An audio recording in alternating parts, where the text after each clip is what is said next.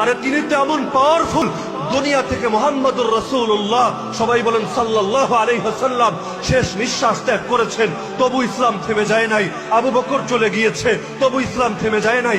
ওমর শহীদ হয়েছে, ইসলাম থেমে যায় নাই। ওসমান শহীদ হয়েছে, ইসলাম থেমে যায় নাই।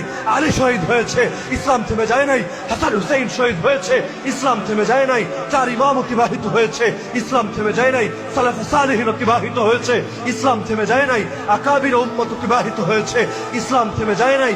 দেশে দেশে সাম্রাজ্যবাদ চালিয়েছে, ইসলাম থেমে যায় নাই। আরে ওরা চেয়েছে নিজেদের মুখের ফু দিয়ে ইসলামকে নিভিয়ে দিবে, কিন্তু আল্লাহর জমিনে ইসলাম আগের চাইতে বেশি আলো নিয়ে আছে। রাসূল তো 2 লাখের চাইতে কম মুসলমান রেখে গিয়েছিলেন, এখন তো 200 কোটি ছই ছই মুসলমানের সংখ্যা। আরে ধীরে ধীরে সেই ইউরোপে, সেই আমেরিকায় যারা সারাদিন ইসলামের বিরুদ্ধে প্রোপাগান্ডা চালায়, যারা ইসলাম ছবিয়া ছড়ায়, যারা ইসলামের কথা বলাকে বন্ধ করতে চায়, ইসলামের পক্ষে প্রতিবাদকে রুদ্ধ করে দিতে চায়, তাদের দেশও এখন ইসলাম গ্রহণের হিড়িক পড়িয়েছে। কারণ আমার আল্লাহ দেখিয়ে দিতে চান ইসলাম কারো জন্য থামে না, ইসলাম কারো জন্য দমে না, ইসলাম কারো জন্য নামে না।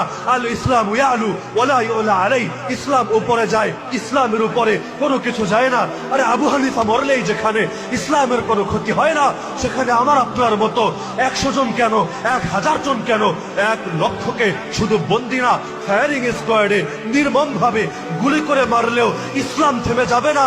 আরে জালেমরা, লিখে রাখ, তোরা আমাদের একজনকে মারবি, আমাদের রক্তের প্রতিটা ফোঁটা থেকে এমন বান্দারা তৈরি হবে যারা ইসলামকে আগের চাইতে আরো বেশি গতির সাথে সারা দুনিয়ায় ছড়িয়ে দেবে।